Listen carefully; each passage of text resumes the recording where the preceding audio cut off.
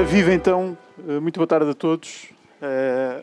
Eu queria começar por agradecer muito o convite da Comissão das Comemorações dos 50 anos de 25 de Abril para estar aqui a moderar esta conversa sobre no âmbito de um ciclo de conversas que tem acontecido aqui no Palácio Baldaia ao longo dos últimos 3 dias, sobre um assunto que me parece de facto muito, muito interessante, sob o lema "Não podias".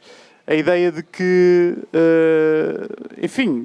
um conjunto de coisas que nós, de facto, não poderíamos fazer, ser, se não tivesse sido a data que estamos a comemorar por estes dias no nosso país.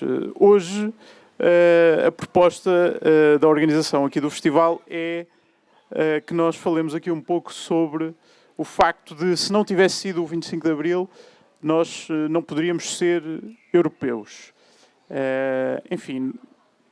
Há uma série de dimensões, creio eu, associadas a esta ideia de que não poderíamos ser europeus se não tivesse sido o 25 de Abril. Há claramente a dimensão institucional da pertença à União Europeia.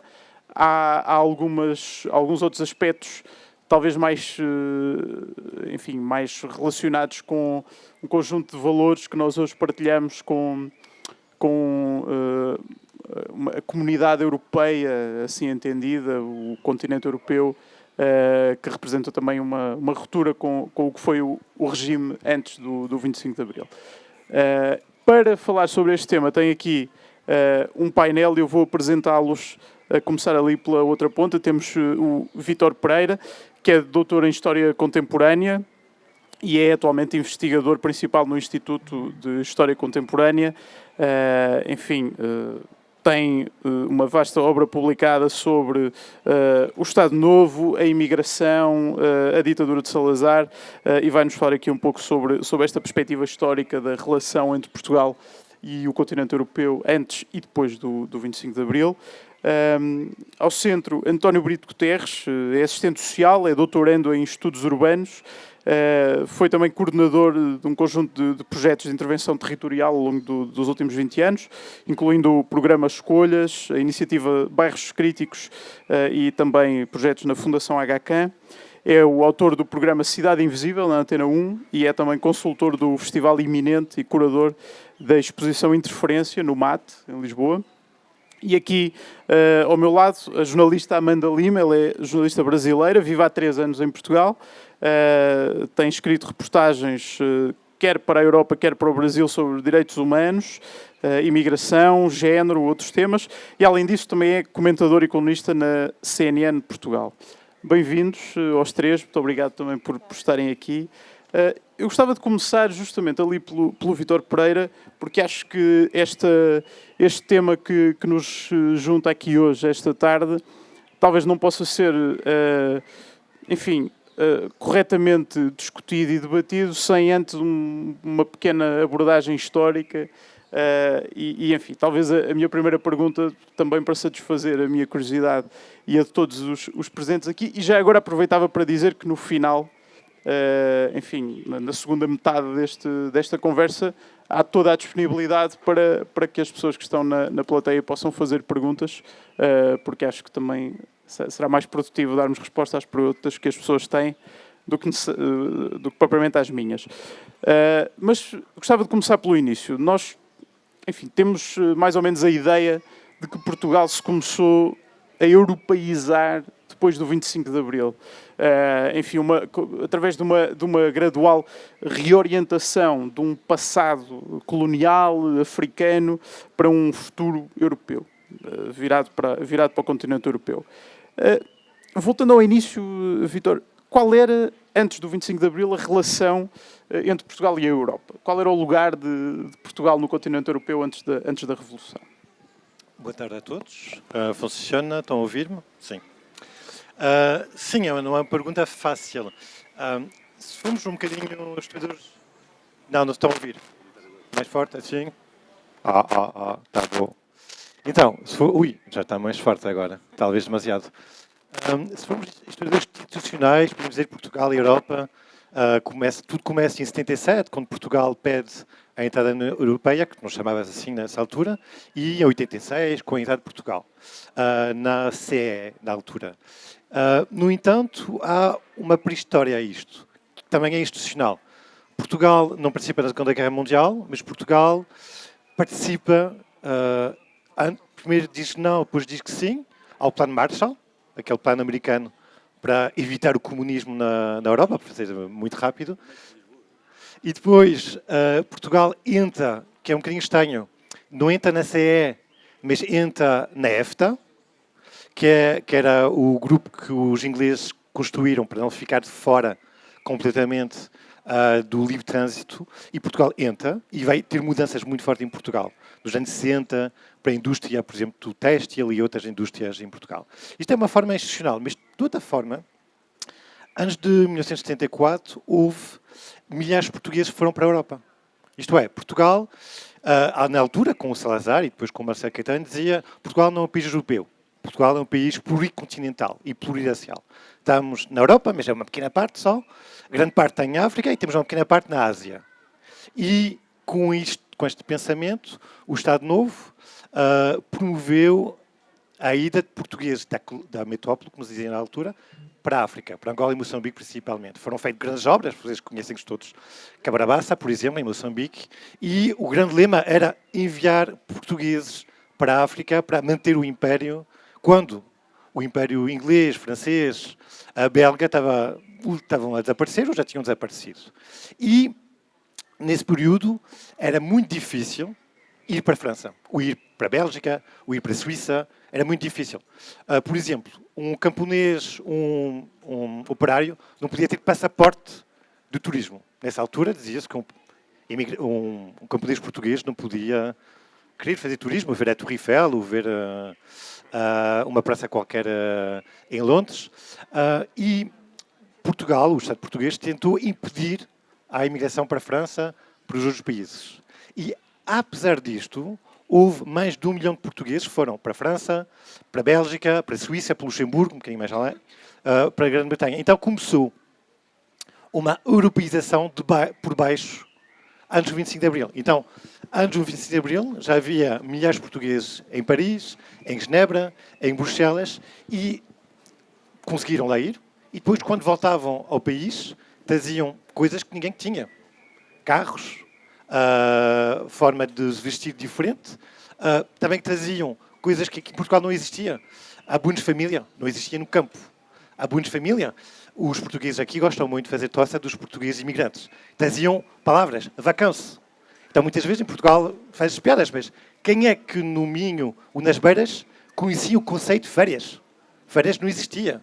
Férias não existia, era trabalhar todos os dias que existisse. Então, vacância, as pessoas trouxeram essa palavra, porque é só em França ou na Bélgica ou nos países que eles souberam que havia um período do ano onde não se trabalhava. Então, houve, antes do fim de 5 de Abril, uma europeização por baixo, cujo Estado Novo tentou impedir, mas, bom, rapidamente viu que não conseguia impedir, e também viu o interesse dessa migração. Pessoas iam para a Europa, trabalhavam e muito, muitos deles viviam em bairros-lata, e enviavam grande parte das poupanças, as ditas remessas, e essas remessas permitiam, que é um bocadinho paradoxal, essas remessas europeias permitiam financiar, em parte, a guerra colonial. Porque parte das armas que Portugal usava em Angola e Moçambique vinham de fábricas francesas, alemãs, e era precisa de divisas estrangeiras. Mas isso significa, só para interromper, significa que havia, por um lado, um desejo de Europa na população, desejo esse que era ferozmente combatido pela ditadura, mas ao mesmo tempo haveria naturalmente relações comerciais com os países europeus. Estava a mencionar a questão do armamento, por exemplo. Como é que isso se situava nessa dinâmica? Para muitas pessoas, a Europa era o bem-estar, era os melhores salários, era poder dar uma educação aos filhos, e não era um conceito não abstrato, era um conceito muito palpável. E isso, quando eles preferiam ir para a Europa que para a África, Angola e Moçambique, era essa visão da Europa que eles tinham, bem-estar, talvez antes de democracia, talvez. Era o bem-estar e o poder ter uma vida melhor para eles e para a família. Obviamente, para o Estado português havia esse paradoxo. Era tentar manter o Império, mas precisando da Alemanha e da França para ter armas, ter apoio da ONU. A França foi dando há bastante tempo. E então, o que esperava, o que parece que esperava o Salazar, é que ele pensava que um dia, talvez com a Guerra Fria, as potências europeias e os Estados Unidos iam aceitar que Portugal guardasse as colónias. Não foi o que aconteceu. Mas para o regime era tentar ter as duas coisas, África e Europa. Obviamente, os militares decidiram de forma diferente. Gostava de passar agora a palavra aqui ao António Brito Guterres, porque, de facto, pegando aqui no que estava o Vítor Pereira a dizer, houve um caminho de relação entre Portugal e a Europa antes do 25 de Abril. Mas, enfim, que importância que teve este caminho, esta relação que havia com a Europa, e que importância teve a própria Europa no caminho que se trilhou em Portugal até ao 25 de Abril? Olha, tive aqui o azar de pôr-se a falar a seguir um historiador, não é? Devia ser o contrário, pôr os leigos primeiro, depois serem enquadrados. Repara, por exemplo, mesmo a visão que nós temos destes imigrantes que falaste, eu estava aqui à procura do nome porque tenho na ponta da língua, mas esqueci-me, que era mesmo as populações que moravam nos banlieues e nos bidonvilles de Paris fizeram grande resistência também. E há personagens importantes. Agora estou a fazer uma investigação também por causa dos 50 anos para Paris, com o Hugo dos Santos, e nós realmente focamos muito nas figuras políticas exiladas, mas esquecemos também que neste bidonville houve muito trabalho nessa área. Mas sim, acho que há essa relação que é múltipla. Por exemplo, grande parte das pessoas que estavam na Casa dos Santos do Império, quando fugiram com a ajuda de evangélicos americanos, para ir a fazer, na verdade, para irem combater contra Portugal, não é? O MPLA, para a IGC, etc., fugiram via Paris, por exemplo. Ou casos como não tão... Bem, não estão na situação que descreveste, mas, por exemplo, a minha mãe também e o meu pai foram-se embora de cá, não é? Não necessariamente o meu pai mais para a questão política, mas a minha mãe foi camareira em Londres, porque tinha os pais relativamente liberais e não conseguias, era perigoso para alimentar cá, não é? Porque os avós já sabiam onde é que isto ia dar. Então, vai para Londres, passeia cães, camareira, vai a Paris, faz o mesmo.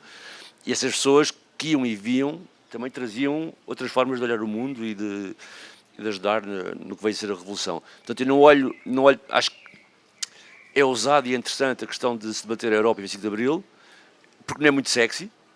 Não é daqueles debates que a pessoa pensa, que fixe, um debate sobre o 25 de Abril da Europa, eu acho que é importante. Não devemos fechar isso só à União Europeia, porque há relações muito maiores do que a União Europeia. E, portanto, eu da experiência que recebi essas histórias. O meu pai era da Casa dos Santos do Império, portanto, a história da fuga com os americanos para Paris para se ir embora, e a questão das idas e vindas à Europa para receber informação, ou fazer de pombo correio, mas trazia com ele formas de estar, etc. E, por exemplo, a experiência da minha mãe, que era muito de ir e vir, isso foi importantíssimo para novos modos de estar, para o contrabando e circulação de determinado tipo de conteúdos e de revistas. Portanto, eu não olho só dessa maneira, não é? E depois, lá está, também não olho para essa classe operária que foi assalto e que, apesar das proibições, foram cerca de 1 milhão, é preciso ter isso noção, foi um grande número. Eles, de facto, trouxeram muita coisa, mesmo na altura pré-revolução. Nós temos tendência a esquecer isso e até, por isso estava a dizer que até do ponto de vista das comemorações, estou a negociar uma coisa para ver se consegui fazer alguma coisa em Paris sobre isso, porque mesmo esse trabalho, Paris olha-se muito como um espaço de militante e quase que há uma divergência, não é, entre os portugueses que estão no bidonville e os portugueses exilados políticos, mas perceber que não, que há uma grande luta também que se fez nas bidonville e que isso foi importante. Depois há outra questão que nos é agora, já falar da transição ou queres fazer a ronda? Não, força. Embora havia aí uma questão também só para clarificar, que tem a ver com os portugueses que conseguiam sair de Portugal, por exemplo, para a França, e que regressavam ocasionalmente, como dizia ali o Vítor Pereira, que regressavam ocasionalmente, que vinham falando dessas questões das férias, de alguns direitos que aqui em Portugal as pessoas não tinham. Enfim, o facto de trazerem para Portugal, para as suas famílias, para os seus amigos, um conjunto de ideias muito diferentes daquilo que era a vida habitual no país, também contribuiu decisivamente para uma mudança de mentalidades gradual. É o que eu estou a dizer, mas é gradual e depende das pessoas. Por exemplo, como ele disse, não era fácil eu sair a salto sem passaporte para a França e voltar. Isso sucedeu muito mais posteriormente, penso eu, apesar de tudo, porque não ia arriscar regressar para não voltar. Portanto, acho mais importante do que aconteceu a seguir. Não é?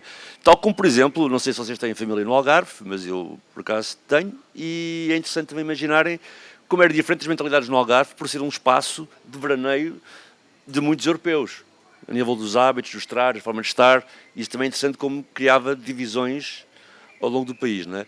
E depois é preciso, agora é que eu ia dizer que nós éramos pequeninos na história, dávamos sempre essa conversa, não é? Que era verdadeira, que era a questão de como a economia portuguesa dependeu imenso nessas fases de transição, nos tempos do FMI, etc., das remessas. Isso era o que agora já não se fala muito, mas no meu tempo, pronto, eu sei que parece novo, mas é mentira, sou velho, era obrigatório. Nos 80 dava sempre a dizer, não é? As remessas dos imigrantes é um fator na nossa balança de pagamentos, depende e tal. Portanto, é incrível como mesmo com a população imigrada, não é? Era fundamental para a construção económica do país, principalmente nesses tempos, antes dos planos de coesão, antes dos fundos de coesão, antes desse período, que antes dinheiro, a currency, não é, que entrava estrangeira, era muito devido a essas remessas que sustentavam boa parte do país. Bom, falamos assim da transição para o período democrático, mas queria aqui perguntar à Amanda, enfim, estamos a falar de um dos aspectos fundamentais da relação de Portugal com a Europa, é a questão da imigração, naturalmente, e a Amanda, como imigrante, quando chegou a Portugal, trazia naturalmente, ou melhor, imagino que haja naturalmente uma ideia do que é a Europa. Portugal corresponde a essa ideia do que é a Europa? Estou com perguntas difíceis. Boa tarde a todos. Queria primeiro agradecer pelo convite. Enquanto imigrante, é muito importante ter esses momentos e, na verdade, nós, imigrantes, nos sentimos muito acolhidos quando recebemos esse tipo de convite, e ainda mais para um momento tão importante como é a Revolução dos Cravos, algo que eu sempre defendo que o Brasil tem que aprender a cultivar essa data, porque no Brasil isso não acontece, e aqui é muito bonito de ver. Eu sempre me emociono no 25 de abril, esse vai ser o meu quarto 25 de abril, e espero conseguir descer a avenida no desfile esse ano, porque é muito bonito ver o respeito e a forma como a liberdade une, não vou dizer todos, mas praticamente todos os partidos políticos. Isso é algo que Portugal tem e conseguiu superar essa fratura. No Brasil, se automaticamente você fala mal da ditadura, você automaticamente é comunista, coisa que não acontece aqui. Então, a liberdade e a democracia une, de fato, a praticamente todos. E isso é muito bonito e eu acho que é muito inspirador. Em relação à pergunta, eu acho que as experiências elas são evidentemente muito individuais, não é? Portugal é de fato um país que é escolhido pela imigração para os brasileiros, especialmente por conta da facilidade no idioma, eu acho que é o fator principal, e também uma certa flexibilidade para entrar no país, mas não significa que seja fácil se manter no país, porque esperar 3 anos um documento pelo CEF não é nada fácil. Mas eu acho que sim, eu acho que mudou um pouco essa perspectiva de Europa. Eu acho que há alguns anos a Europa ela era vista como uma coisa muito inacessível para quem é latino-americana como eu. Era uma coisa muito distante, uma coisa que nós só víamos nos filmes e que era muito difícil. E hoje nós percebemos que não. Isso, claro, eu acho que, ao meu ver, aconteceu por uma própria ascensão econômica da classe média no Brasil, não nos últimos anos, mas na segunda metade de 2005 em diante, em que aumentou, de certa forma, o poder de compra da população. É curioso porque até o governo anterior dizia, criticava, falava-se do lema do pobre começar a andar de avião, né, que as empregadas domésticas começaram a viajar. Isso, num passado não tão distante, era, sim, um absurdo, né, porque viajar para a Europa, para outros países, era visto como um luxo, uma coisa que a classe média e a classe mais pobre não poderia fazer. E hoje é uma coisa muito mais acessível. Então, não só essa visão do turismo na Europa, mas também de morar.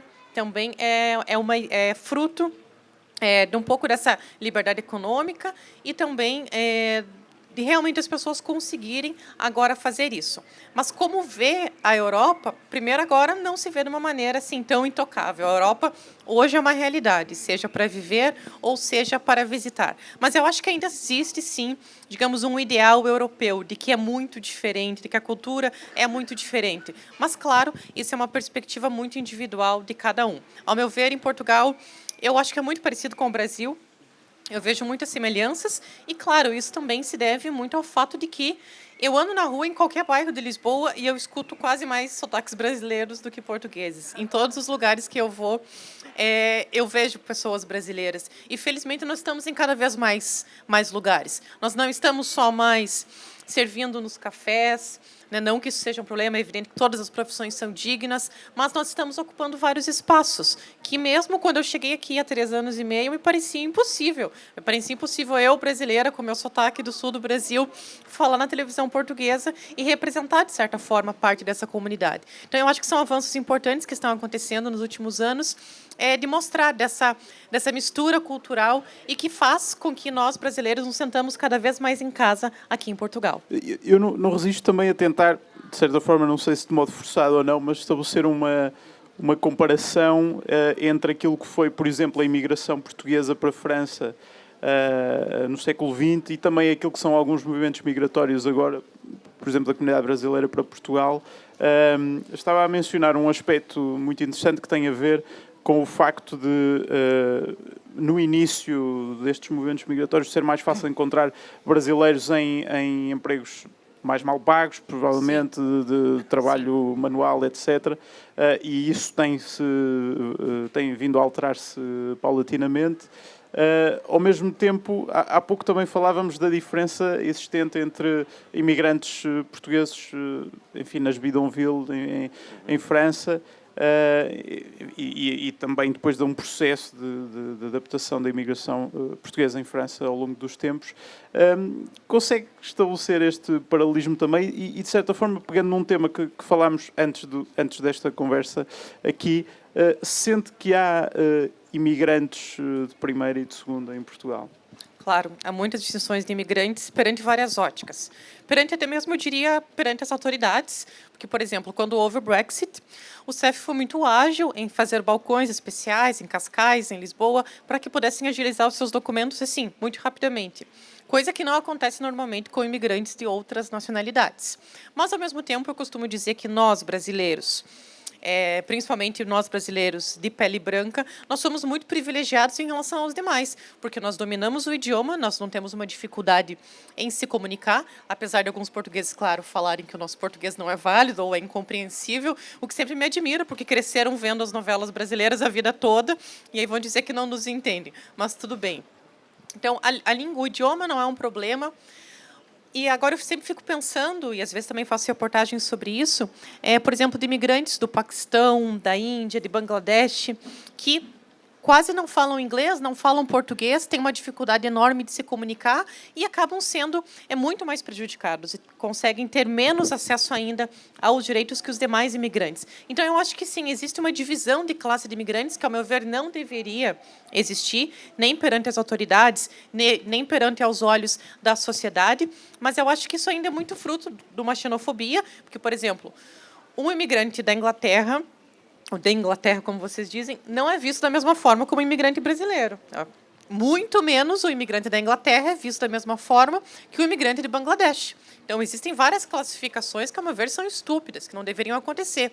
E elas ocorrem em distinção de cor, de idioma, de país e nacionalidade, de gênero e também de emprego. Então, acho que Portugal caminha, por um lado, por uma maior representação da classe imigrante nos mais variados empregos e nos mais variados espaços, mas eu não sou tão esperançosa em achar que vai ser tão rápido que deixe de existir essa divisão em relação aos imigrantes, porque ainda alguns são vistos como bons imigrantes e outros são vistos como maus imigrantes. Inclusive, esse é um discurso perigoso, porque esse é um discurso que vem sendo divulgado por próprios partidos políticos aqui em Portugal, que divide os imigrantes bons e os imigrantes maus. E essa é uma divisão realmente muito perigosa e que pode ter resultados não muito bons aí no futuro, porque as pessoas que vêm para cá somos todos seres humanos e temos todos os mesmos direitos garantidos aí pela Constituição. As sondagens que dão que dão um crescimento percentual a partidos como o Chega, por exemplo, sim, preocupa, deixa mais pessimista relativamente a este Totalmente preocupada, aspecto. Completamente preocupada, ainda mais agora, né? Às vésperas aí do 25 de abril, vamos ter uma sessão no parlamento provavelmente muito conturbada nesse sentido. E me preocupa porque eu vejo muitos sinais em Portugal atualmente do que aconteceu no Brasil há alguns anos. Desse discurso xenófobo, de um discurso racista, de um discurso também misógino com as mulheres, que são bandeiras que unem partidos de extrema-direita. E aqui eu também quero deixar bem claro que o que aconteceu no Brasil foi que a direita democrática ela foi, de certa forma, sequestrada por uma direita extrema, que foi a direita do bolsonarismo. E eu vejo isso lentamente acontecer aqui em Portugal. E isso, francamente, me assusta muito. Porque parece que eu estou vendo um filme péssimo, inclusive, com um final terrível, outra vez, e eu penso, e fico realmente preocupada. Mas eu acho que Portugal tem a capacidade de superar isso, de não deixar que a polarização domine, como domina no Brasil. Eu acredito que os valores de abril vão prevalecer, não é? E que essa minha preocupação aí não se concretize no futuro, porque realmente, como eu disse, o final do filme não é bom.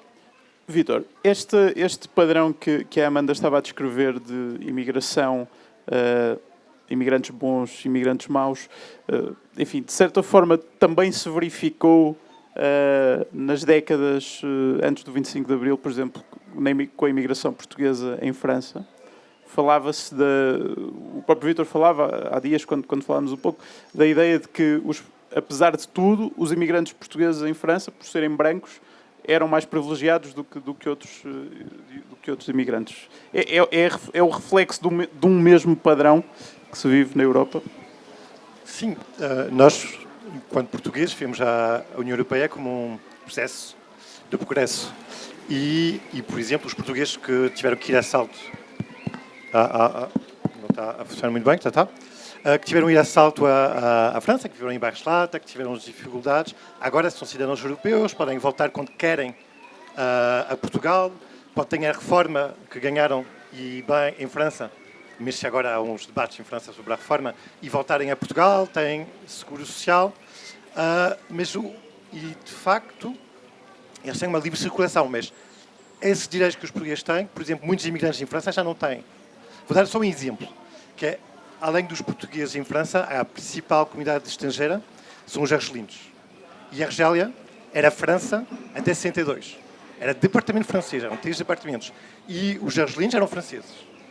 Entretanto, os portugueses entraram na União Europeia e têm direitos como cidadãos europeus, e as pessoas que nasceram na Argelina, ou que são descendentes de argelinas, foram o principal alvo de racismo. Por exemplo, vocês conhecem, falamos do Chega, mas do partido do Le Pen, pai e agora filha, que é a Frente Nacional, foi mudando de nome, mas é sempre a mesma coisa. Um dos principais alvos do discurso xenófobo e racista são os argelinos em França.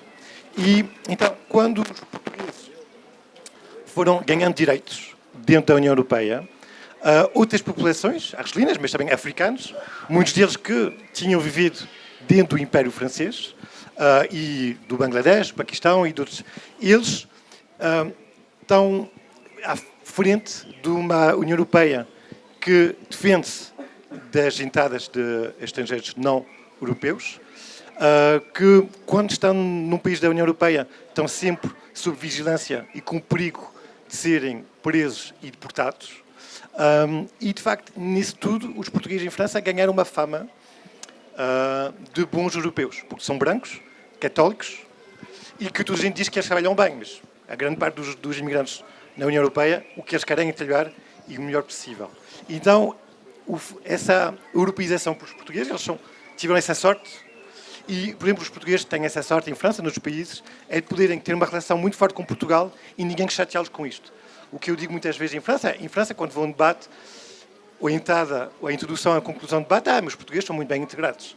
E digo sempre, se vocês quiserem, eu dou sempre um exemplo, que é o exemplo dos meus pais. Os meus pais vivem em França há 40 anos, acho que nunca lhes passaram pela cabeça pedir a nacionalidade francesa. Eles são portugueses, vão morrer portugueses, é o direito deles mais completo. E nunca é um problema. Minha mãe, que não liga nada a futebol, em 2016, Portugal ganhou a França em futebol, foi fazer a festa na rua, ninguém a chateou no dia a seguir, nos anos a seguir. Houve há pouco tempo um jogo em França-Marrocos, o debate todo foi, como é que essas pessoas, marroquinos, filhos marroquinos, nestes marroquinos, vão apoiar Marrocos? Olha, se quiserem, fazem. E há debates com outras nacionalidades que não há com portugueses. E sobre portugueses, eles só servem a dizer, eles são os bons para poder usá-los contra os outros. A cor Sem- da pele facilita aí o processo também, natural. Completamente. Portanto, é um processo que não é particularmente novo em Portugal. Só vou este dar aqui. o contra-exemplo, por exemplo, nos anos 60, a França necessitava de mão de obra pouco qualificada, eram os portugueses. E os portugueses entravam em França sem papéis. Houve um dia onde houve um comboio com portugueses, foi a polícia depois prendeu essas pessoas. Eram pessoas com passaporte português, mas vinham de Cabo Verde. E, nesse caso, os franceses disseram, okay, nós queremos portugueses, mas do continente, não queremos portugueses. Da cor certa, não é? Exatamente. António Brito Guterres, nós costumamos falar da adesão de Portugal à CEE como um desígnio inicial do governo português pós-25 de Abril, também porque aderir à CEE e aderir a esta comunidade europeia significaria, de certa forma, aderir ao clube das democracias e contribuir, e essa adesão contribuiria para a consolidação da democracia em Portugal, para evitar que Portugal voltasse a ser uma ditadura. Que papel é que teve, a adesão à União Europeia, à CEE, na consolidação da democracia em Portugal depois do 25 de Abril? Bem, então, vou dar o meu caso, ok? Claro. Quando começou a livre circulação, o caso é interessante, porque eu lembro que, se calhar com muitos de nós, ou não tantos, girei muito pela Europa a trabalhar no campo e etc. Depois voltar para cá e está tranquilo. Mas hoje já não chegaria para fazer isso, mas pronto. Mas dizer-vos que eu em 97, 98, 99, no Luxemburgo, em França, ou na Holanda, ou na Alemanha, os empregadores mandavam-me sempre à polícia estrangeira. E eu dizia sempre, mas eu não preciso, eu sou da União Europeia. Não, Portugal não é União Europeia. Então, era interessante que até 2000, 2001, a pessoa tinha que provar de forma extenuante que não tinha que ir à polícia estrangeira. E depois eu ia lá na mesma, mas não fazia nada comigo, não é? Pronto. Isto porque as balizas são muito claras em relação ao que foi dito agora. E eu continuei a usar a livre circulação, que apareceu no meu crescimento.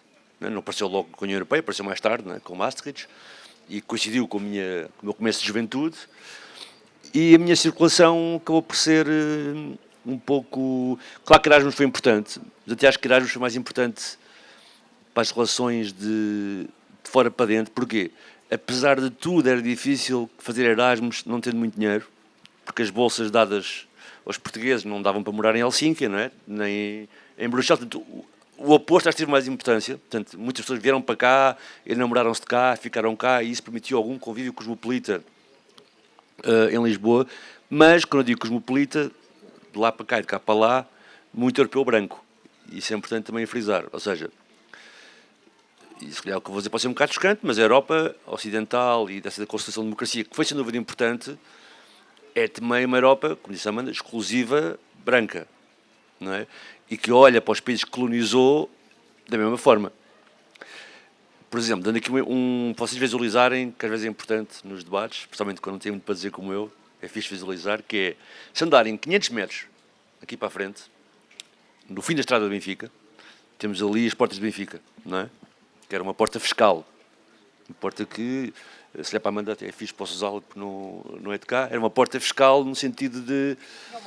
Não mora cá no sentido de, historicamente, já não existe nesse tempo. Sim. Então, mas olha, vai ser bom então. Vou fazer um convite no fim, ok? Que era uma porta em que nós cobrávamos impostos aos produtos que entravam em Lisboa, água, etc. Ora, Portugal, como muitos foram para a França, e muitos foram militar, e foram para a Argélia, etc., foi buscar contratados a Cabo Verde, que os tais depois tentaram ir para... que eram portugueses na altura, anos 74, não é? O que eram os contratados? Eram pessoas que tinham buscar a Cabo Verde especificamente para fazer uma função específica, já vinham com um contrato, né? Vinham trabalhar na Carris, iam trabalhar para a Panasqueira, por exemplo, isso aconteceu muito, e muitos vieram para cá. Muitos estabeleceram-se aqui. Portanto, a seguir às portas de Benfica, há a Estrada Militar, que é uma estrada que vai de Caxias até Sacavém, que tinha funções militares, mas também dividia, não é? Lisboa de fora. Na altura era Lisboa intramuros e Lisboa extramuros. Ora, não há muito tempo ainda vivi isso, nos anos 80, havia um apartheid no balneário público ali. Os brancos estavam à frente da fila, a seguir os ciganos, a seguir os cabo-verdianos. Depois os cabo-verdianos viraram-se e conseguiram acabar com isso e passou a ser por lista de espera. Portanto, aquilo era uma divisória onde havia o bairro das Fontainhas, onde muitos destes imigrantes, primeiro como contratados e depois não como contratados, vieram para cá.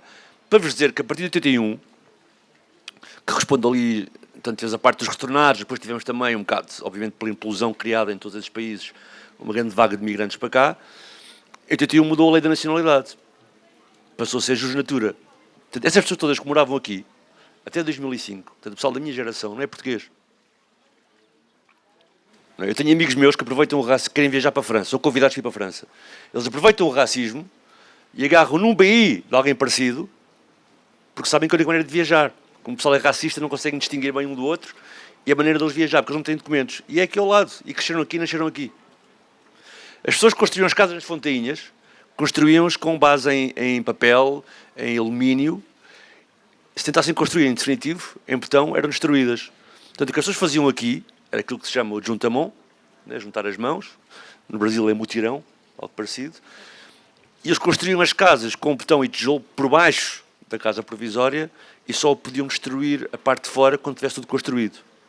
E, portanto, isto é aqui, é Lisboa aqui, e temos uma geração inteira de pessoas que estão na Europa, que vivem na Europa e que não têm essa capacidade de circulação. E, portanto, eu quando era miúdo, e circulava na Europa em função disso. Portanto, eu parava na Bélgica e o meu objetivo na Bélgica era fazer bloqueios permanentes para que as pessoas não fossem deportadas. Naquele caso eram mais imigrantes etíopes, etc. Muitos deles até, com, obviamente, muitos deles mulheres que não podiam voltar ao país de onde vinham, e a Europa continuava a expulsá-las, não é? E houve até alguns casos, porque a hipótese era, já prescreveu, por isso que estou a falar disto, não é? Que era, nós bloqueávamos a estrada de maneira que chegassem tarde ao aeroporto para perderem o avião, para não serem deportadas. E ainda havia outra situação, que era mais drástica, que era eu se chegasse ao avião, não eu, a refugiado ou refugiado, podiam berrar e mostrar-se instáveis, porque o avião não pode levantar voo nessa condição, e o comandante mandava atirar, não é? E depois até que morreu a Samira. A Samira foi uma imigrante etíope, refugiada, que as polícias belgas pôs uma almofada para ela não fazer esse barulho e acabou por falecer assim. E, por exemplo, a mim não me aconteceu, mas o amigo meu que estava comigo foi preso por estar a fazer isso. Foi preso por terrorismo. E, portanto, também é interessante a maneira que a União Europeia vê, no seu limite, que quem quer bloquear uma exportação é visto como um terrorista. Ele teve 15 dias, isso foi interessante na perspectiva, ele teve 15 dias em cela isolada, sem estar com ninguém, porque era terrorista, e até foi necessário porque isso uniu os migrantes mais antigos, que iam todos, os imigrantes de Portugal, iam todos manifestar-se para a libertação dele, era interessante. Mas, portanto, lembrar um bocado que esta Europa, de certos valores democráticos, tem essa questão por esclarecer. Por isso é que muitas vezes, aqui também com a expressão do Amílcar, isso é um bom passo, mas tem havido uma afirmação importante de explicar que o 25 de Abril, nesta relação com a Europa, também deve muito à África, não é? E é importante fazer essa relação, porque nós temos, de facto, daqui, e a Amanda falou também disso, muitas situações as pessoas não podem circular, pessoalmente, e é como ele conta na sua relação própria colonial. A questão com a Argélia é incrível com a Argélia. As pessoas não têm noção, mas nos anos 60, em manifestações em Paris, mataram-se argelinos na rua, não é? E esta relação com a Argélia também, parecida com o que Portugal tem, com esses países, faz essa distinção, não é? Entre europeus e não europeus, entre seres português e não seres português, entre poder circular e não poder circular, ou entre, não sei, aqui as coisas funcionam de outra maneira, também funcionam como eu vou dizer agora, mas, por exemplo, na Holanda, eu lembro perfeitamente de companheiros meus de trabalho, mas que eram negros, e que vinham do Suriname e de outros países, quando chegavam ao 9º ano, mesmo que fossem excelentes alunos, diziam-nos sempre, porque era ali que era decidido, essencialmente, para eles irem para a parte técnica, não irem para a parte de estudos universitários e académicos, não é? Portanto, há quase uma cultura, não é, que impinge esse tipo de discurso sobre os outros, e, portanto, a Europa, para mim, quando foi para circular, sinceramente, foi importante, e consolidou a democracia aqui exatamente por pessoas como eu e outras que conseguiram viajar, perceber os movimentos sociais, o que está a acontecer, e conseguiram também com isso confrontar o que se passava aqui, porque era difícil, só para terminar, porque é preciso ver que, ao contrário do Estado espanhol, em Portugal fez uma revolução. E aquela geração que fez a revolução, que responde um pouco aos meus pais, tinha muito aquele ideário de fizemos a revolução. E, de facto, é difícil argumentar contra isso, não é? Quando tens pais que foram torturados, etc., e estás ali a falar com eles, não é?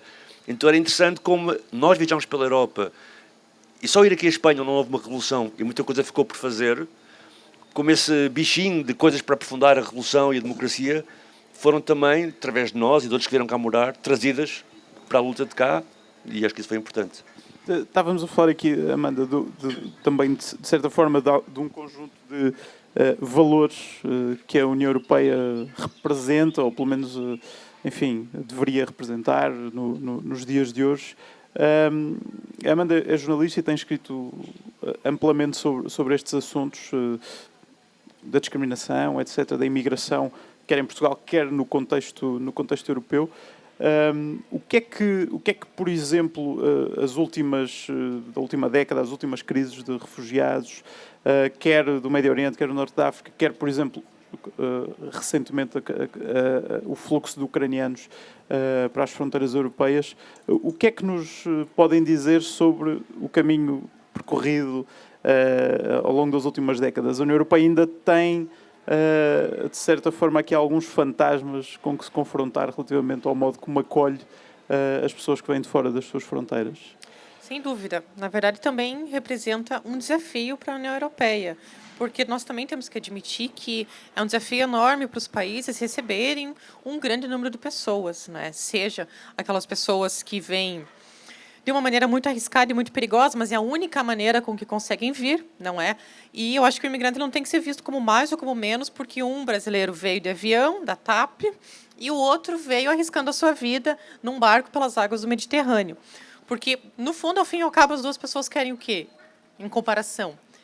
Vem na Europa, vem no continente europeu, vem na União Europeia, independente de qual país, uma vida melhor ou uma chance de sobreviver. Não é de... É literalmente sobreviver em alguns casos. Eu acho que a Europa ela tem que olhar melhor para isso de uma maneira que não seja excludente, de uma maneira viável, porque erguer muros, como se tem feito na Grécia, não é a melhor saída. Não é? Porque a Europa que se diz multicultural, que se diz aberta, mas ela é multicultural para quem? Ela é aberta para quem? Ela é aberta só para quem vem com visto Visa? Ela é aberta para quem tem visto Gold e compra um imóvel de 600 mil euros? Para essas pessoas, parece que a Europa está muito aberta, enquanto para outras, não. Então, como eu disse, impõe muitos desafios aos governos, especialmente aqueles países que estão, digamos, mais próximo do Mediterrâneo, que recebem primeiro esse primeiro fluxo. E quanto mais governos intolerantes forem eleitos, piores vão ser as condições para receber essas pessoas. E, ao meu ver, é uma ingenuidade pensar que esses movimentos migratórios não vão continuar e não vão se acentuar. Nem mesmo durante a pandemia eles pararam. Houve, evidentemente, uma grande redução, conforme mostram os dados da Frontex, agora não lembro qual foi a porcentagem de diminuição, mas não parou. As pessoas continuaram arriscando a sua vida, né, se colocando num barco inflável e tentando chegar à Europa. Então, que as causas continuam, não é? Exato. Nos lugares de origem. E é evidente que as causas continuam e, assim, também algumas são de contextos históricos, aqui o historiador pode falar muito melhor do que eu, de que a pobreza que existe em alguns países, ela também é reflexo de uma era colonial, é reflexo daquilo que foi explorado nesses países. Essas pessoas estão procurando uma vida melhor. Então, ingenuidade total pensar que esses fluxos vão parar, que um belo dia simplesmente basta erguer muros e as pessoas vão desistir de vir para a Europa. Não. Eu, obviamente, não sei, acho que ninguém sabe uma fórmula pronta, o que fazer, como resolver. Ao mesmo tempo, a União Europeia também realiza discussões, reuniões, e acaba por não resolver nada. Enquanto essas pessoas estão a portas fechadas em Bruxelas discutindo, as pessoas estão morrendo no Mediterrâneo, literalmente todos os dias, mulheres grávidas, crianças, pessoas que apenas vêm na Europa à sua esperança. Então, a Europa tem que decidir, ok, nós somos essa esperança, como é que nós vamos agir? Como é que nós vamos acolher? Porque também o discurso europeu é muito esse do acolhimento. Assim como os europeus também emigram, né? Os europeus, em toda a sua história. Né? No Brasil, eu sou da região sul do Brasil, onde se dizem que são os europeus do sul. Né? Quem aqui, deixa até uma dica de filme, assistiu o filme Bacurau, que é fantástico. É uma produção brasileira. No sul, enfim, existe também esse... Não é um estereótipo, porque são a aparência das pessoas, olho azul, são pessoas loiras, fruto de uma imigração mais alemã, também portuguesa. Há muitos apelidos até, exato. Não é? Alemães, italianos. São chamados todos de gringos, né? São as pessoas gringas. Polonesa, ucraniana, como foi o caso da minha bisavó, inclusive. Mas é visto como, digamos, Ou seja, os europeus também foram para lá. Também viram na América uma oportunidade. seja não por sobrevivência ou pelo quê, mas também na época houve uma vaga de imigração em que o governo brasileiro ofereceu condições, ali logo depois da abolição da escravatura, para que europeus fossem trabalhar, e as pessoas se estabeleceram, enfim, continuaram suas vidas e as gerações continuam. Então, para mim, me causa muita confusão também quando ocorre todo esse preconceito contra os imigrantes, sendo que o povo europeu e o povo português, em geral, também é um imigrante. Então, sabe das suas dores, sabe como é difícil imigrar e insiste em continuar sendo preconceituoso. Então, eu acho que essa mentalidade vai levar muito tempo para mudar, eu acho que já melhorou dos últimos anos para cá, mas eu acho que faz parte de um conjunto da Europa definir realmente em conjunto, já que o nome é União Europeia, a Europa em conjunto decidir que tipo de Europa ela quer ser. Se ela quer, de fato, ser uma Europa acolhedora e, de fato, acolher e não construir muros para que as pessoas não venham. E, claro que essa, para mim, é a expressão mais brutal, é a forma mais brutal de ver, de barrar uma pessoa, porque é literalmente uma barreira física que se impõe, mas também quando se criam leis que dificultam o acesso à obtenção de vistos, e vou mais longe ainda, quando se deixa o imigrante, digamos, preso 3 anos à espera de um documento, e que nesses 3 anos ele não pode sair do país, não pode retornar a ver sua família, não pode trazer seus familiares, não pode ter, muitas vezes, um contrato de trabalho, porque algumas empresas não aceitam o recibo verde ou não ter autorização de residência. Então, são várias formas de violências, algumas microviolências, outras violências maiores, que tornam a Europa não acolhedora, mesmo insistindo de que é um continente super acolhedor para todos. Muito obrigado aos três. Eu gostava agora de abrir, talvez, às pessoas que estão na plateia, a possibilidade de fazer perguntas, se as houver. Não sei se há alguém com interesse. Está aqui uma à frente. Não sei se é preciso levar ali o microfone. Sim, uma pergunta histórica. Como se pode aclarar que precisamente durante a guerra colonial que eram países europeus, França, Alemanha, que vendiam armas ao exército português para usar nas colônias, e que os americanos se negaban, que no permitían que se usara armas americanas, avión, por ejemplo, o en Angola o Mozambique, o así. ¿Cómo se puede aclarar eso? No, y era ya do comienzo da guerra colonial, en Angola, por exemplo. Acho que isso é uma pergunta para o historiador. A França e a Alemanha de l'Oeste venderam armas. No caso francês, a França tem uma tradição, até os nossos dias, de ter uma indústria de armas. Vende a toda a gente. E vende a toda a gente. Sim. E depois havia outra coisa, que a França, de facto, começou a descolonização nos anos 60, mas a França ficou muito presente na África. Em França temos uma expressão que é a France-Afrique, que é França-África, na mesma palavra, para mostrar que os franceses já não estão a mandar, mas ainda estão com ligações muito fortes com homens políticos, muito dos ditadores, não há outras palavras. Tem ligações com o governo francês. A Total, que é uma empresa filantrópica, estou a brincar, que tem laços muito fortes, tem muitas empresas muito fortes. E o de Gaulle, quando começou a guerra em Angola, a França ainda tinha a guerra em Argélia e Portugal ajudou. E, por exemplo, uma pequena história, mas já houve... que agora, em França, toda a gente gosta do de Gaulle. O de Gaulle é de esquerda, à direita. E, por exemplo, a Frente Nacional é originária de um grupo de extrema-direita que tentou várias vezes matar o de Gaulle. E agora a extrema-direita é o OAS. E agora eles dizem que somos os de gaullistas, mas os nossos pais tentaram matar o de Gaulle, que é bom. E, por exemplo, a OAS tentou vir a Portugal refugiar-se. E o Salazar disse que não, porque ele não queria ter problemas com o de Gaulle. Mas então o de Gaulle ajudou, porque havia fábrica. E o de Gaulle era muito, e isso é uma coisa que partilhava com o Salazar, que era muito anti-americano. Então o de Gaulle tinha muito medo que se os portugueses saem de África, talvez lá chegam os comunistas, mas sobretudo lá chegam os americanos. Então era melhor ter Portugal a controlar os seus territórios que a não ser os americanos. Isso era a grande coisa. E é mais ou menos isto. E os americanos, de facto, nos anos 70, com o Kennedy, não ajudaram, mas depois mudaram em 73, quando houve a guerra no Israel, a guerra do Kippur.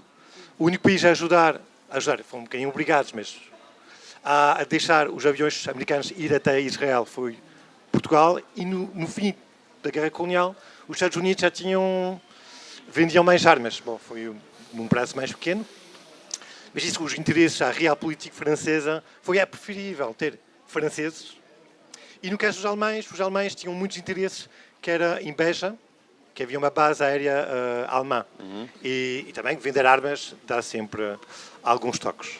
Não, só acrescentar nesse aspecto, o que os Estados Unidos faziam era mais não deixar Portugal usar as coisas da NATO, não é? Pronto, nomeadamente os aviões, era algo falado. Mas obviamente que os americanos estavam, e surpreendentemente ou não, para quem olha, mas não, desde até da crise do Suez, que os americanos mostravam que queriam obviamente uma descolonização, porque lhes interessava, era a maneira deles deixar laços históricos e entrarem também naquele continente, e por isso também tinham essa postura, não é? O Kennedy tinha essa postura com Portugal de libertem isso, porque sabiam que iam entrar, tal como logo a seguir foram apoiando, no caso de Angola, a UNITA, a FNLA. Claro. Sempre tiveram esse interesse. Há ali mais uma... Muito bem. Não sei se é melhor para a gravação, para ficar... Ok. Mas é só uma pequena observação que, ao meu ver, é muito mais não se pode ser europeu para muitos portugueses que nascem tanto em Portugal, para muitos brasileiros que vêm para Portugal e têm uma promessa de nacionalidade que não se cumpre. Você fala que é muito da pele da pessoa e, da minha perspectiva e de muitos brasileiros, é uma xenofobia muito grande que a gente sente, que não tem quarto, que não tem documentos, que é só abrir a boca, que não consegue emprego, não consegue nada por causa do sotaque, e é uma cara de latino que não se tem. E é isso, é muito mais não se pode ser europeu para muitos portugueses, para muitos filhos de imigrante, para muitos filhos de africanos brasileiros e da colônia, do que não se podia ser europeu, inclusive para portugueses. Não se pode nem ser português, quem dirá ser europeu. É mais essa perspectiva, assim, de quem sente a imigração, sabe? Sim, estou de acordo. Mas também acho que muitos europeus, talvez, o que deixam transparecer é que se sentem ameaçados pelos imigrantes. Acham que o imigrante vem para cá querendo ser europeu, mas não é necessariamente isso, né? E também não é esse desejo de a minha nacionalidade não serve, né? Eu não quero ser brasileira, não quero ser latino-americana, quero ser europeia. Não é disso que se trata. As pessoas migram por outros motivos, dos mais variados motivos. Mas eu acho que sempre no fundo está ter uma vida melhor. Então não faz sentido que os europeus se sintam ameaçados e não deixem, digamos, os outros serem europeus. Mas vão mais longe. Os problemas que vocês põem, como é que é o teu nome? Desculpa. Alessandra expõe, e muito bom ter uma brasileira na plateia nos prestigiando, não diz o fato de ser europeu ou não, porque o que um ser humano precisa? Uma casa para morar? Exato. Uma coisa depende da outra. Você não consegue documento, porque é demorado, você não consegue alugar uma casa, aí você não consegue um emprego bom, aí você tem que dividir um quarto com 3 pessoas, pagando 400 euros. Eu não estou nem falando de dividir uma casa, estou falando de dividir um quarto. Então, é uma série de microviolências que os imigrantes sofrem todos os dias, que é fruto da burocracia, fruto do preconceito, fruto da xenofobia e que nós vivemos todos os dias. Então, não é o desejo de ser europeu, é o desejo de mudar de país e ter acesso aos direitos mais básicos, que é moradia, acesso ao sistema de saúde. Assim, é muito difícil conseguir número de utente, médico de família nem se fala. São todas essas dificuldades que os imigrantes vivem, não por quererem ser europeus, mas sim porque mudam de país e querem continuar tendo aquilo que é o seu direito, né? Moradia, educação, trabalho, saúde, tudo mais que os europeus também têm acesso. E há uma inoperância burocrática do Estado português que considera, Amanda, seletiva nos seus destinatários. Há imigrantes que conseguem ter os seus processos agilizados mais rapidamente do que outros, digo, nacionalidades. Sim, houve o caso, como eu citei o caso do Brexit, até nós, jornalistas estrangeiros, fizemos uma conferência de imprensa, que nós tivemos com o ministro da Administração Interna, nós o questionamos de por que o Brexit foi tão rápido, né? Criaram balcões especiais de atendimento e logo eles tiveram ali a sua documentação totalmente resolvida. Ao meu ver, isso parece um pouco discriminatório. Houve resposta do ministro, já agora? Ele deu uma resposta, assim, uma não resposta, fugiu. Né? Exato, assim, fugiu um pouco da resposta era o Cabrita? também. Era o Cabrita? Não, já é o atual, Diogo. o José Luiz Carneiro. Fugi um pouco da resposta, mas também tenho que confessar que aquele dia nós, brasileiros, fizemos muitas perguntas assim ao mesmo tempo, porque estamos sempre com muita dificuldade em conseguir respostas e os problemas vão se acumulando. Então, quando temos oportunidade, nós temos que perguntar. Mas, por exemplo, também trabalha-se numa seletividade para o bem. Como, por exemplo, eu acho que funciona muito bem o sistema de acolhimento para refugiados no que diz respeito a imigrantes da guerra da Ucrânia. Então, o Estado português fez muito bem em agilizar esses documentos, em acolher essas pessoas.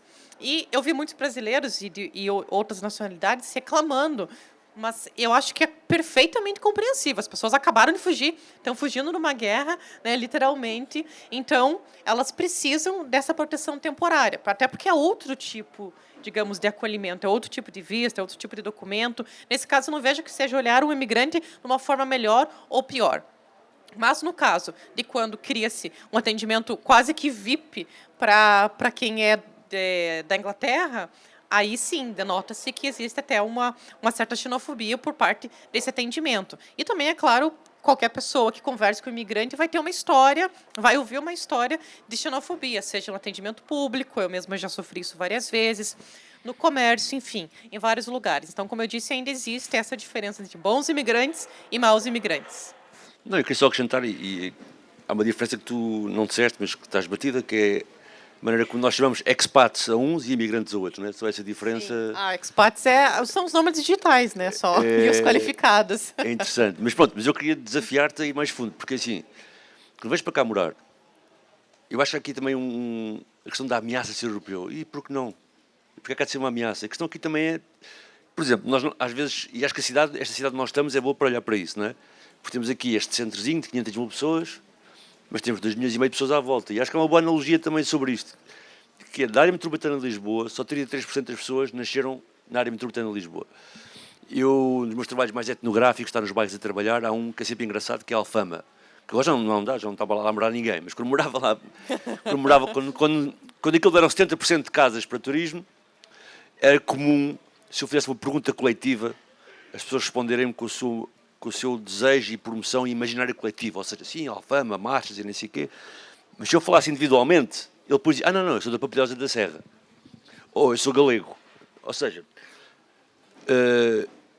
o Presidente da Câmara de Lisboa não tem sido de Lisboa, como é óbvio. Não é alguém que tenha nascido em Lisboa. Então, o que eu quero dizer também temos que tirar os fantasmas que vamos usando para privilegiar certas pessoas, certas culturas, certas decisões institucionais, e perceber que há uma rede de relações que Lisboa tem com o país e com o mundo, não é? E que muitas vezes ocultamos.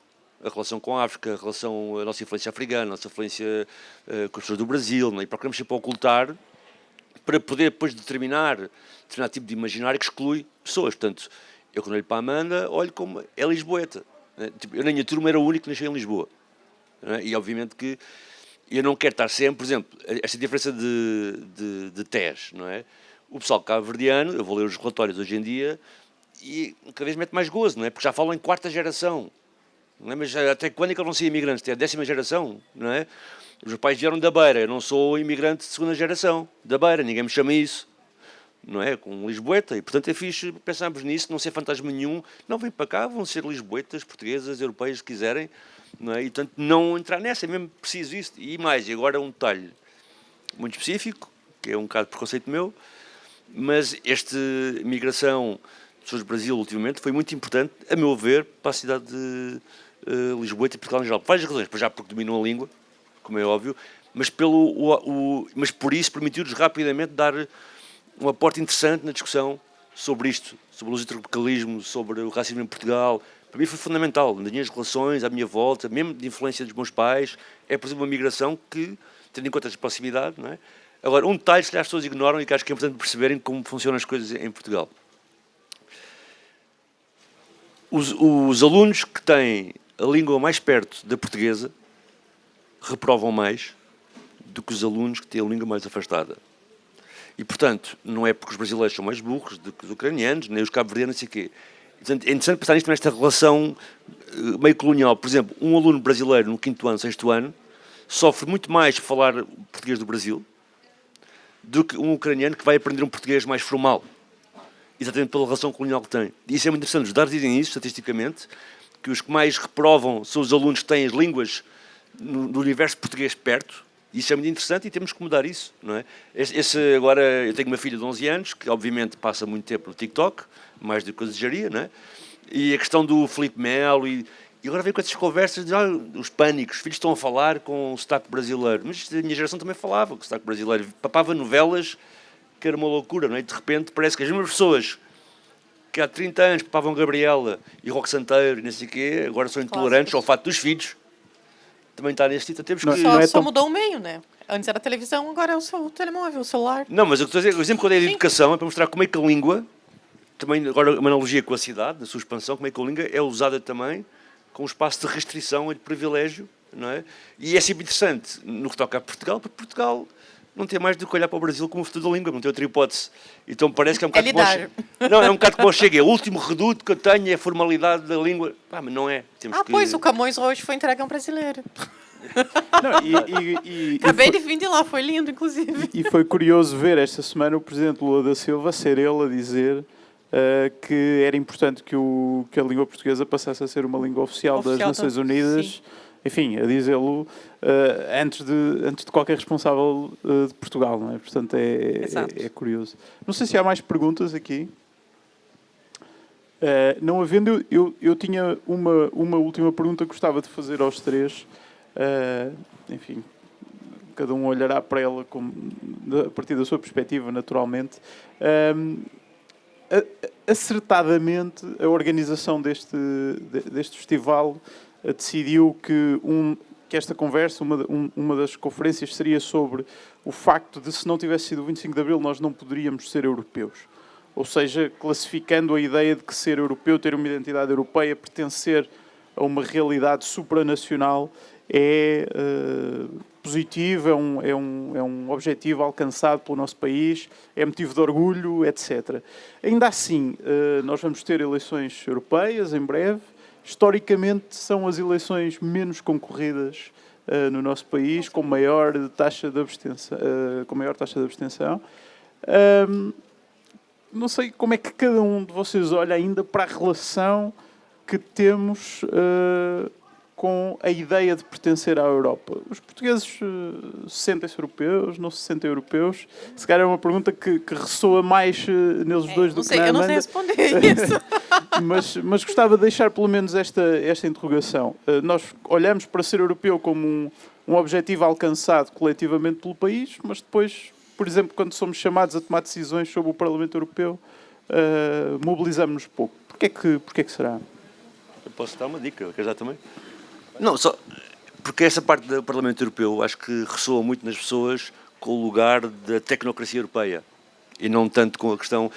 E depois também há aqui uma traição interessante, que é, há pouco falaste disso um bocadinho ao de leve, que hoje já não se fala, que era da Europa Social, né? O Espaço Social Europeu, que era algo muito falado e que perdeu-se completamente para a questão mais de economia, de austeridade, muito mais. Isso perdeu-se imenso, essa visão de europeu, que acho que é fixe também discursar aqui, ou seja, tu deste esta analogia com o Parlamento Europeu, que é da União Europeia. Mas eu acho que é interessante pensar também em vínculos europeus para além disso, não é? Mas, de qualquer maneira, acho que tem um bocado a ver com isso, com as pessoas terem ainda uma visão de alguma decadência sucessiva sobre esta tecnocracia europeia, que é, na verdade, o que é que se elege nessas eleições. E, por certa maneira, não ser uma democracia muito direta, no sentido de a maneira como essas decisões são tomadas no Parlamento, como chegam a ti, é um longo caminho que as pessoas não percebem, né? Acho que também influencia um pouco, acho eu, esse afastamento. Mas acho que é importante esta questão também da Europa como um lugar comum, também de todos, também é interessante como resvalou nos últimos anos, e é visto mais como um espaço onde nós circulamos, nós, neste caso, tu e tu, a Amanda com mais dificuldade, quando ver os documentos e a resenha tudo bem, né? Mas é um sítio mais exclusivo. Então, podemos circular, mas acho que é mais isso que as pessoas veem, sendo utilitária, não é?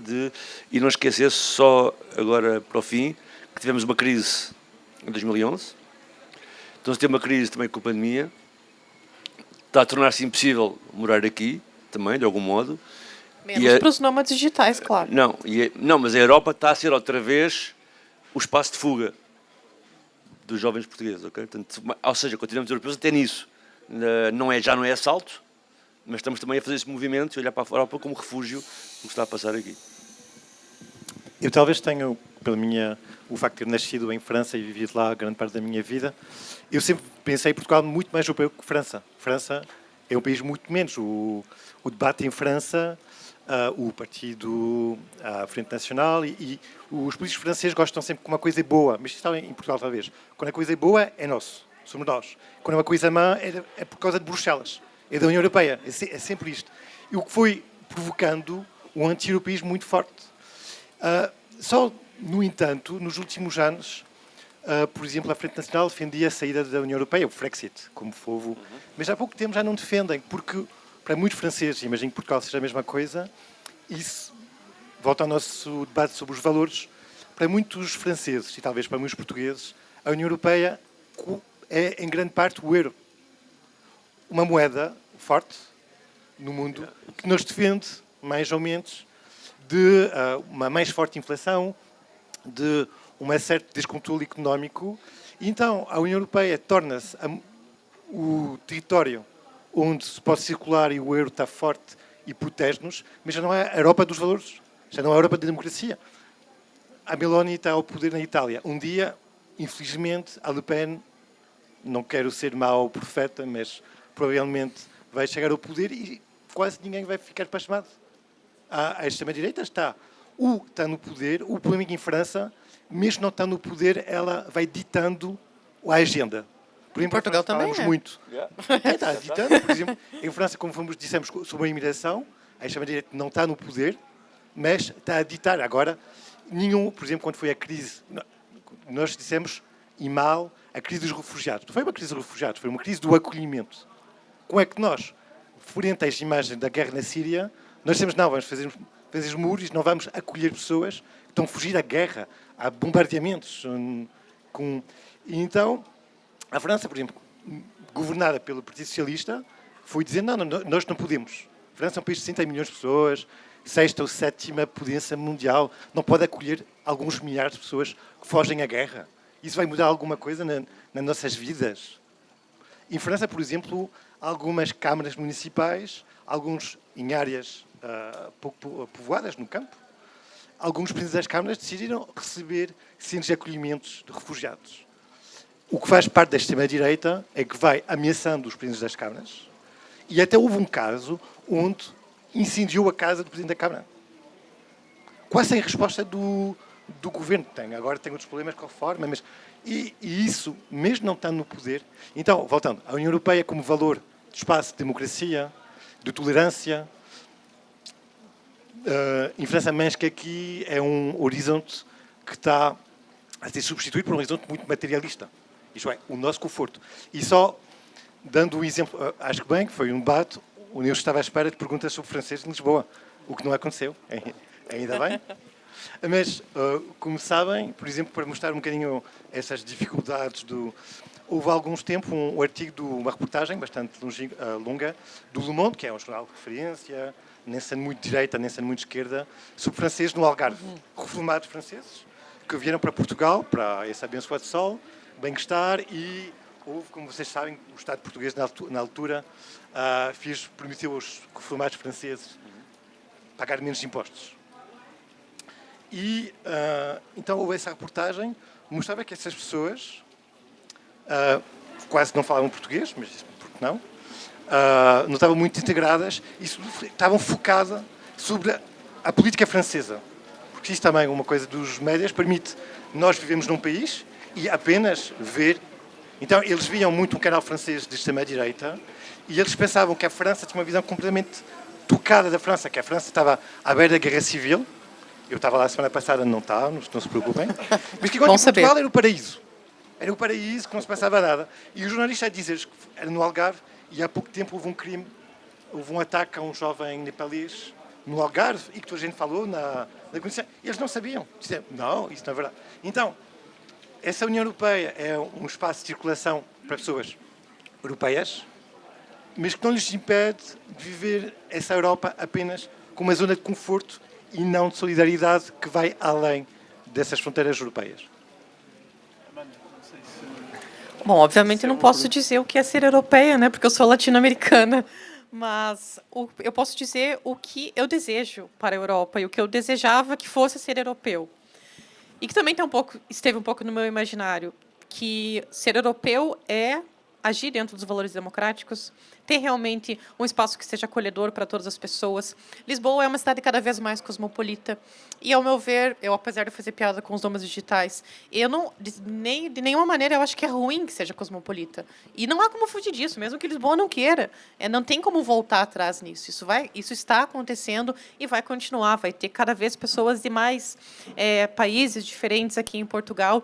E isso só torna o país, a cidade, mais rica culturalmente e em todos os aspectos. Então, eu posso dizer o que eu desejava que fosse ser europeu, que é ser, de fato, pessoas acolhedoras, pessoas democráticas, pessoas solidárias, pessoas que reflitam os valores de Abril, não é? Já que estamos aqui nesse evento especial ao alusivo de Abril, alusivo ao 25 de Abril. Acho que é isso, é o que eu desejo. E daqui 5 anos eu vou poder dizer que eu sou europeia, porque eu vou ter direito a ter um passaporte de Portugal. Mas eu não sei se eu vou me sentir europeia, porque não sei se dá um documento. Primeiro que não é uma ameaça, né? Nós, imigrantes com passaporte português, não é nenhum problema, tá? Nós não vamos causar nenhum mal. Eu sei que isso vai facilitar a minha vida em alguns aspectos, em relação à viagem, esse tipo de coisa. Ter acesso a coisas que hoje eu não tenho por não ser europeia, e sim por ser latino-americana. Mas eu acho que a identidade, enfim, a minha identidade latino-americana vai ser sempre a mesma, mesmo quando eu tiver 2 passaportes, né? Um do Mercosul e um aqui válido na União Europeia. Porque eu acho que os valores, eles vão muito mais além dos papéis, né? E os valores também são mutáveis. E se os valores são mutáveis, é bom que os valores mudem e mudem para melhor. É realmente isso que eu desejo. Muito obrigado. Obrigado aos três. Obrigada. Creio que ficamos por aqui, que já foi 1h15. E reforço o agradecimento pelo convite, quer a mim, quer a todos, para estarmos aqui para esta conversa muito interessante. Obrigadíssimo a todos e boa noite.